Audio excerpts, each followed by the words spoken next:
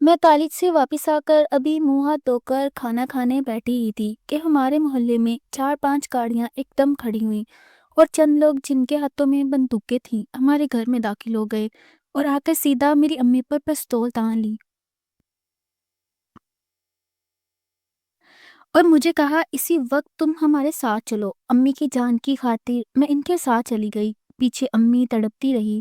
انہوں نے مجھے ایک کمرے میں بند کر دیا اور نکاح پر سائن کروا لیے۔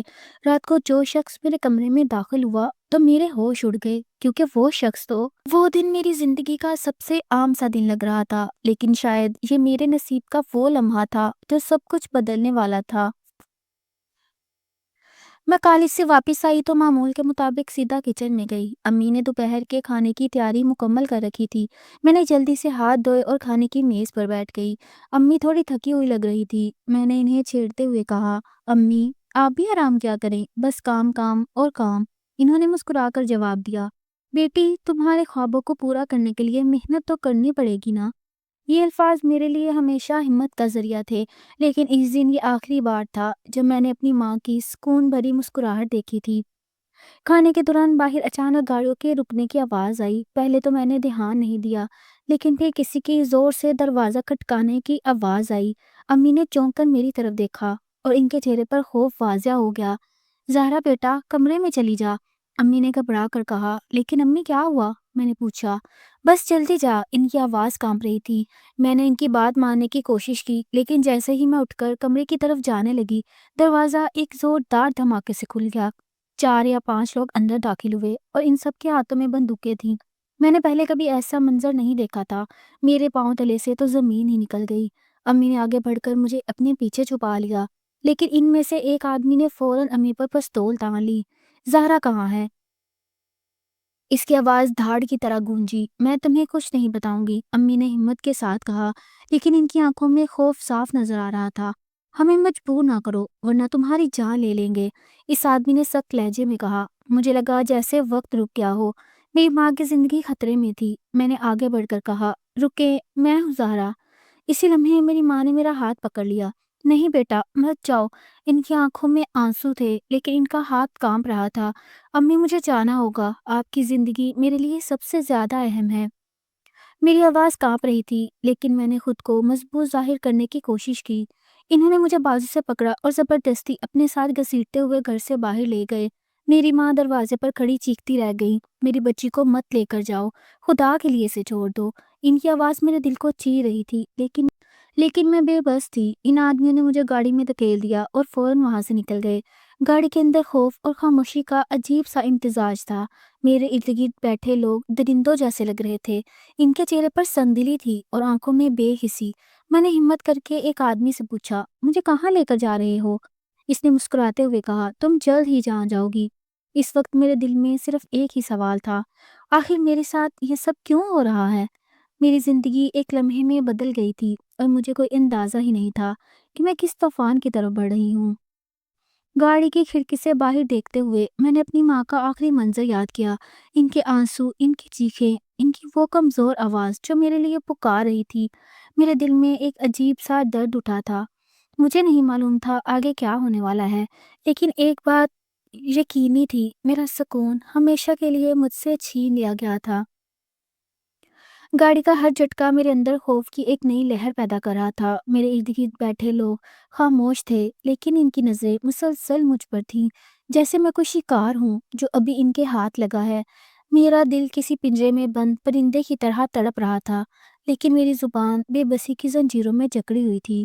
کچھ دیر بعد گاڑی ایک ویران سی جگہ پر جا کر رک گئی۔ یہ کوئی پرانا سنسان مکان تھا جس کے گرد گہری خاموشی تھی۔ مکان کی کھڑکیاں ٹوٹی ہوئی تھیں اور دروازے پر زنگ لگا ہوا تھا۔ مجھے دھکے دیتے ہوئے وہ لوگ اندر لے گئے۔ جیسے ہی میں اندر داخل ہوئی مجھے ایک عجیب سی بو محسوس ہوئی، بند کمرے، پرانی دیواروں اور خوف کی بو۔ وہ لوگ مجھے سیدھا ایک کمرے میں لے گئے۔ کمرے میں صرف ایک پرانا بیڈ اور ایک ٹوٹا ہوا صوفہ تھا۔ روشنی کی واحد کرن چھت میں لٹکتے ایک کمزور بلب سے آ رہی تھی۔ یہاں بیٹھو، ایک آدمی نے حکم دیا۔ میں خاموشی سے بیڈ پر بیٹھ گئی، میری ٹانگیں کانپ رہی تھی۔ کچھ دیر بعد وہی آدمی میرے سامنے ایک کاغذ اور قلم لے کر آیا۔ اس پر دستخط کرو۔ اس نے کاغذ میرے سامنے رکھا۔ یہ کیا ہے؟ میں نے لرزتی آواز میں پوچھا۔ یہ نکاح نامہ ہے، آج سے تم ہماری ہو۔ اس کی بات سن کر میری سانس رک گئی۔ نہیں، میں یہ نہیں کر سکتی، میں نے سر ہلا کر انکار کیا۔ اس نے ایک زوردار کہکا لگایا، تمہارے پاس کوئی دوسرا راستہ نہیں ہے۔ اسی لمحے اس نے اپنے فون سے ایک ویڈیو چلائی۔ اس ویڈیو میں میری ماں کو ایک کرسی سے باندھا گیا تھا۔ ان کے چہرے پر خوف اور آنکھوں میں آنسو تھے۔ ایک آدمی نے ان کی کنپٹی پر بندوق رکھی ہوئی تھی۔ اگر تم نے اس پر دستخط نہیں کیے تو تمہاری ماں، اس نے دھمکی دی۔ میری تو دنیا ہی رک گئی۔ میری ماں میری سب سے بڑی کمزوری تھی۔ ان کے بغیر میں زندگی کا تصور بھی نہیں کر سکتی تھی۔ میں نے ایک آخری بار انکار کی ہمت کی۔ یہ ظلم ہے، آپ لوگ ایسا نہیں کر سکتے۔ اس نے میری بات کاٹ دی۔ یہ ظلم تمہارے لیے ہے، ہمارے لیے نہیں۔ اب چپ چاپ دستخط کرو ورنہ اپنی ماں کو ہمیشہ کے لیے بھول جاؤ۔ میرے ہاتھ کانپنے لگے۔ میں نے قلم اٹھایا لیکن آنکھوں سے آنسو بہتے جا رہے تھے۔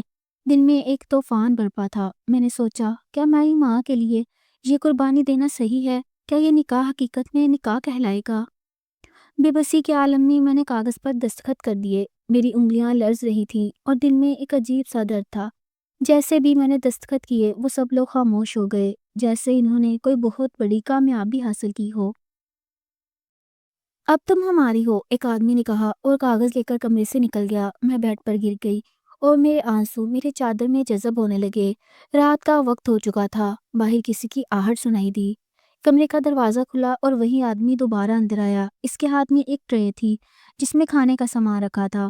یہ لو کھا لو، اس نے بڑے ٹرے میں سامنے رکھی۔ مجھے نہیں کھانا، میں نے بیزاری سے کہا۔ یہ ضد چھوڑ دو، تمہیں اپنی نئی زندگی کے لیے تیار ہونا ہوگا۔ میں نے کوئی جواب نہیں دیا۔ وہ چلا گیا اور کمرے کا دروازہ باہر سے بند کر دیا گیا۔ اب میں اکیلی تھی، لیکن اس ویران کمرے کی خاموشی میرے اندر کے شور سے کہیں کم تھی۔ رات کے اندھیرے میں بیٹھ کے کونے میں سمٹ کر بیٹھ گئی۔ آنکھوں میں نیند کا دور دور تک کوئی نام و نشان نہیں تھا۔ دل میں صرف ایک ہی سوال تھا، آخر میرا قصور کیا تھا؟ میں سوچتی رہی کہ اس سب سے نکلنے کا کوئی راستہ ہوگا یا نہیں۔ میری زندگی ایک اجنبی دنیا میں قید ہو چکی تھی اور مجھے اس دنیا سے کوئی امید نظر نہیں آ رہی تھی۔ رات بہت طویل تھی۔ کمرے میں بند میں اپنی قسمت کو کوستی رہی۔ دیواروں پر پڑتے بلب کی مدھم روشنی اور سناٹے کا شور میرے دل کی دھڑکنوں کے ساتھ ہم آہنگ ہو گیا تھا۔ میں نے کئی بار خود سے سوال کیا، آخر میرے ساتھ یہ سب کیوں ہو رہا ہے؟ صبح کے قریب دروازہ کھلا اور ایک آدمی اندر آیا۔ میں نے اپنی آنکھوں سے اسے پہچاننے کی کوشش کی، لیکن وہ مختلف تھا۔ اس کے ہاتھ میں ایک اور کاغذ تھا۔ وہ کچھ کہے بغیر میرے قریب آیا اور کاغذ بیڈ پر رکھ دیا۔ یہ تمہارے نکاح کی تصدیق ہے۔ میرا دل دوبارہ دھڑکنے لگا۔ میں نے لرزتی ہوئی آواز میں کہا، یہ سب جھوٹ ہے، یہ زبردستی ہے، نکاح ایسے نہیں ہوتا۔ اس نے میری بات سنی لیکن جواب دیے بغیر کمرے سے باہر چلا گیا۔ مجھے لگا جیسے میں کسی چالاک جال میں پھنسی ہوں۔ کچھ دیر بعد دروازہ دوبارہ کھلا اور وہ شخص اندر آیا جس کا انتظار شاید وہ سب کر رہے تھے، لیکن میں اس کے آنے کی خبر سے بے خبر تھی۔ میرے سامنے ایک آدمی کھڑا تھا۔ جیسے ہی میں نے اس کے چہرے کو پہچانا، میری سانس رک گئی۔ یہ تم؟ میں نے حیرانگی اور خوف کے ملے جلے جذبات سے کہا۔ وہ مسکرایا، ایک ایسی مسکراہٹ جس میں فخر اور درندگی دونوں شامل تھے۔ ہاں میں۔ تمہیں حیرت ہو رہی ہے زہرا؟ وہ فیصل تھا، ہمارے محلے کا وہ بدنام لڑکا جس کی حرکتوں سے ہر کوئی تنگ تھا۔ وہ ہمیشہ مجھ پر نظر رکھتا تھا اور اس کی آنکھوں میں عجیب سا جنون ہوتا تھا، لیکن میں نے کبھی نہیں سوچا تھا کہ وہ اس حد تک جا سکتا ہے۔ فیصل، تم نے یہ سب کیوں کیا؟ میں نے چیخ کر کہا۔ اس نے سکون سے ایک کرسی کھینچی اور میرے سامنے بیٹھ گیا۔ کیوں کیا؟ کیونکہ میں تمہیں پسند کیا تھا زہرا، اور جو چیز مجھے پسند ہو وہ میری ہو جاتی ہے۔ اس کے الفاظ سن کر میرے وجود میں لرزہ طاری ہو گیا۔ یہ پسند نہیں، زبردستی ہے۔ یہ محبت نہیں، ظلم ہے، میں نے کہا۔ اس نے اپنی نظریں مجھ پر جمائے رکھی۔ تم جو بھی کہو، لیکن اب تم میری ہو۔ میں نے تمہیں کسی قیمت پر حاصل کیا ہے اور تمہیں یہ قبول کرنا ہوگا۔ یہ نکاح نہیں ہے فیصل، یہ قید ہے، قید۔ اس نے کہکا لگایا۔ زہرا، یہ قید نہیں، یہ محبت کا وہ رنگ ہے جو تمہیں ابھی سمجھ نہیں آئے گا۔ وقت کے ساتھ تمہیں سب کچھ سمجھ آ جائے گا۔ میں نے سر جھکا لیا۔ میری آنکھوں میں آنسو تھے، لیکن میں نے اپنے آنسو اس کے سامنے گرنے نہیں دیے۔ فیصل، تم جیت گئے، لیکن یاد رکھنا، زبردستی کی محبت کبھی سچی محبت نہیں بن سکتی۔ اس نے میری بات کو نظر انداز کرتے ہوئے کہا، یہ سب وقت کے ساتھ بدل جائے گا، تمہیں بس میرے ساتھ رہنا ہے۔ پھر وہ کمرے سے نکل گیا اور اپنی جگہ پر بے حس و حرکت بیٹھی رہ گئی۔ میرے ذہن میں صرف ایک بات گونج رہی تھی، کیا میری زندگی ہمیشہ کے لیے اس شخص کی قید میں رہنے والی ہے؟ فیصل کے جانے کے بعد کمرے میں ایک گہری خاموشی چھا گئی، وہ خاموشی جو کسی طوفان سے پہلے ہوتی ہے۔ میں دیوار کے ساتھ ٹیک لگا کر بیٹھ گئی۔ میرا دماغ سوچوں سے قاصر تھا۔ کیا یہ واقعی میری زندگی تھی؟ ایک ایسی زندگی جس میں میری مرضی کی کوئی جگہ نہ تھی۔ کمرے کی دیواریں بوسیدہ اور بے رونق تھی، لیکن یہ دیواریں میری موجودہ حالت کی عکاسی کر رہی تھیں۔ قید اور بے بسی۔ باہر سے تالے کی آواز آئی۔ وہ لوگ مجھے کمرے میں بند کر کے جا چکے تھے۔ میرے دل میں بے بسی کا ایک طوفان تھا، لیکن اس کے ساتھ ساتھ فرار کی ایک امید بھی۔ کھڑکی کا ایک چھوٹا سا حصہ کھلا تھا جہاں سے باہر کی دنیا جھانکتی تھی، وہی دنیا جس سے میں کوسوں دور ہو چکی تھی۔ میں نے کھڑکی سے جھانکنے کی کوشش کی، لیکن وہاں صرف ایک سنسان میدان اور گھنے درخت نظر آ رہے تھے۔ میرے دل کی دھڑکن تیز ہو گئی۔ کیا میں یہاں سے نکل سکتی ہوں؟ یہ سوال بار بار میرے ذہن میں گونج رہا تھا، لیکن اس سے پہلے کہ میں کوئی قدم اٹھا سکتی، دروازے کے باہر سے آہٹ سنائی دی۔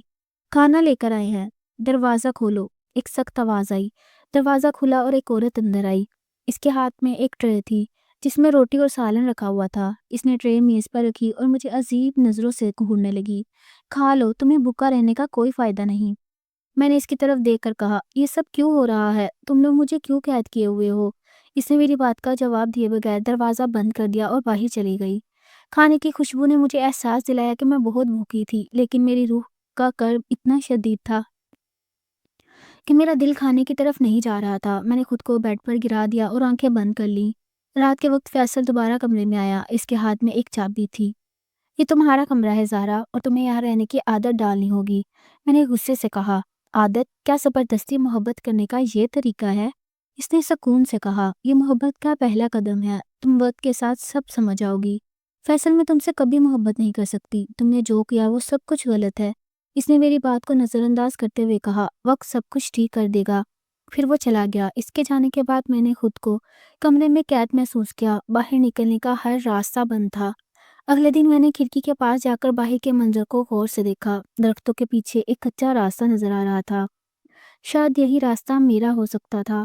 میں نے فرار کا منصوبہ بنانے کا فیصلہ کیا، لیکن اس کے لیے مجھے بہت صبر اور ہمت کی ضرورت تھی۔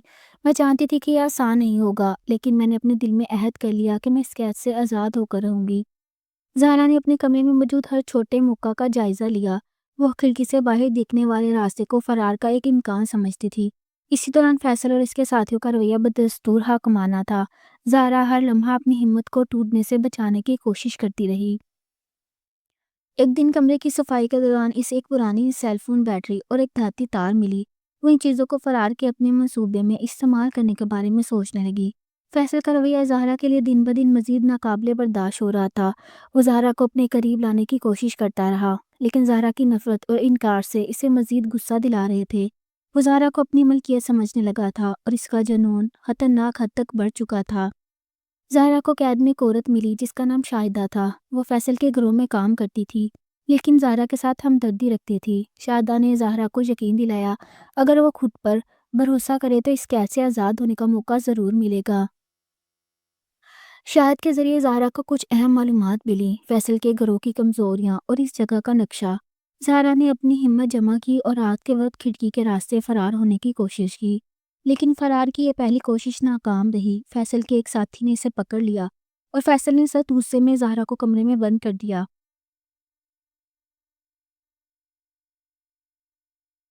یہ لمحہ زہرا کے لیے خوفناک تھا، لیکن اس نے اپنی ہمت نہیں کھوئی۔ فیصل نے زہرا کو اپنے قابو میں رکھنے کے لیے نئے منصوبے بنانے شروع کیے۔ وہ زہرا کی ماں کو دھمکی دے کر اسے مزید